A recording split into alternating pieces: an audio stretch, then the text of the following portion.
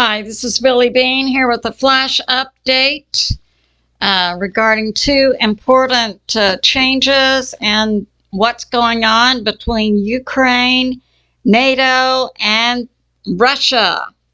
So we have information coming out that the U.S. military is inside Ukraine, heavily engaged in fighting against the Russian troops.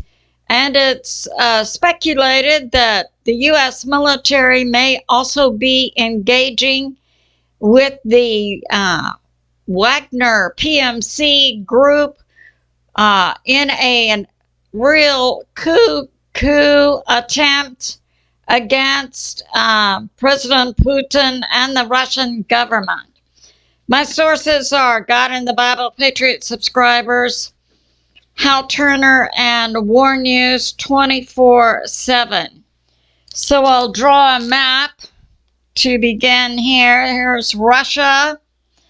We've got St. Petersburg, Moscow, and an active area, Rostov, and the southern part of Russia. We have Belarus. We've got Ukraine, Kharkiv. We've got the Donbass area.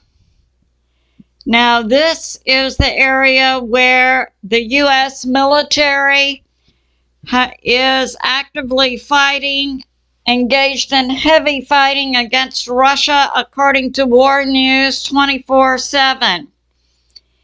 Inside Russia, this is what's going on with the coup attempt. We have in place a plan called Fortress, which is an emergency plan inside Russia, engaging Russia's law enforcement.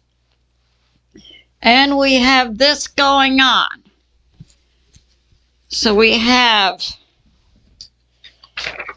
understand PMC. This is the Wagner militia mercenary group formerly tied to the Russian government, led by Prigozhin. It appears that he may have aligned himself with NATO, and there's the possibility that U.S. military special forces are also engaged with a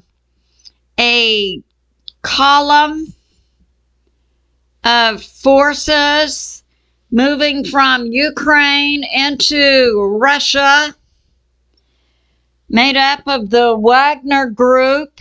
It's possible that the U.S. military is also engaged in this group, and it's dozens of kilometers long. So I'm not able to speculate on the number of troops that would be involved.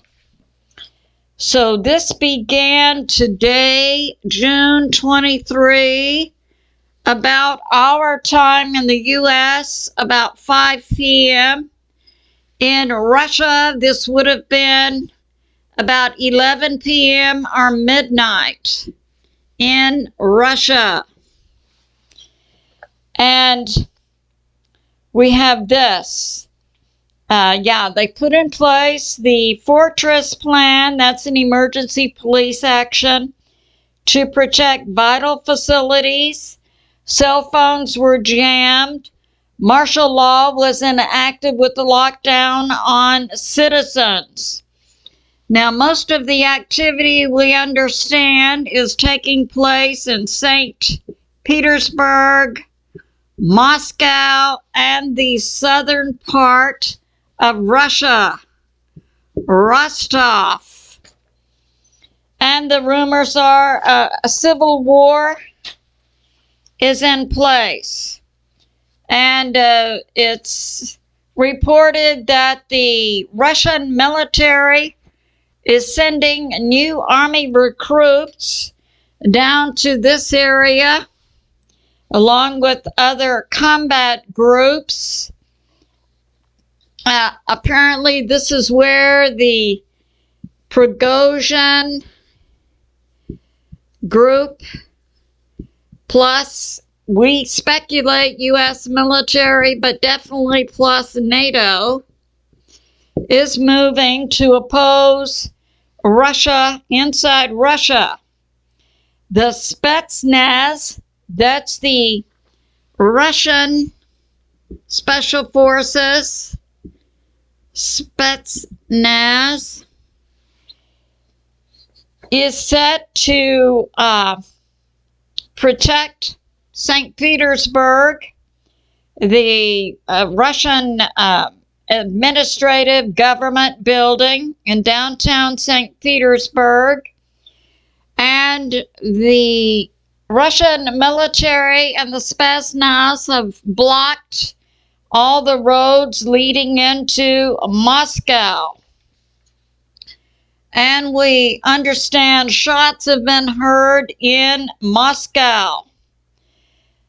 And then the special forces for Russia arrived to protect the Russian Ministry of Defense building against Prigozhin and the Wagner group. And we understand that the special operations who arrived to surround and protect the Russian Ministry of Defense building is led by Commander Major General F-L-U-S-T-I-K-O-V.